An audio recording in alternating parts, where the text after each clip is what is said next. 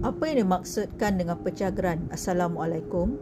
Pecah geran adalah istilah yang digunakan oleh kebiasaan orang awam, tapi istilah rasminya ia boleh merujuk kepada pecah bahagian ataupun pecah sempadan bergantung kepada situasi tanah tersebut. Umumnya pecah geran ini adalah proses undang-undang untuk membahagikan satu geran tanah induk kepada beberapa geran individu yang lebih kecil. Dengan proses ini membolehkan setiap pemilik yang berkongsi tanah mendapat geran atas nama sendiri.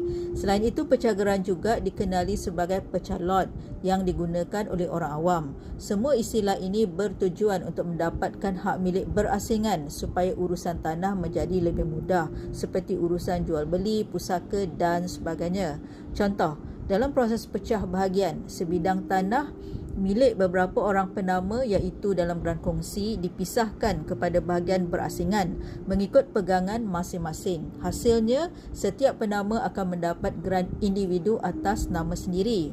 Dalam proses pecah sempadan pula, tanah asal boleh terdiri daripada geran individu milik satu orang pemilik atau boleh juga geran kongsi yang mempunyai beberapa penama. Tanah ini kemudiannya dipecahkan kepada beberapa lot-lot kecil mengikut pelan yang diluluskan oleh pihak berkuasa yang berkenaan. Ringkasnya, pecah sempadan biasanya dilakukan untuk tujuan pemajuan tanah kepada lot-lot kecil.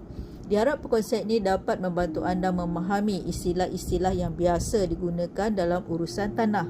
Jika anda mempunyai sebarang kemusykilan dalam urusan tanah, bolehlah WhatsApp kami di A Legacy Empire Properties. Jumpa lagi di topik yang lain. Sekian.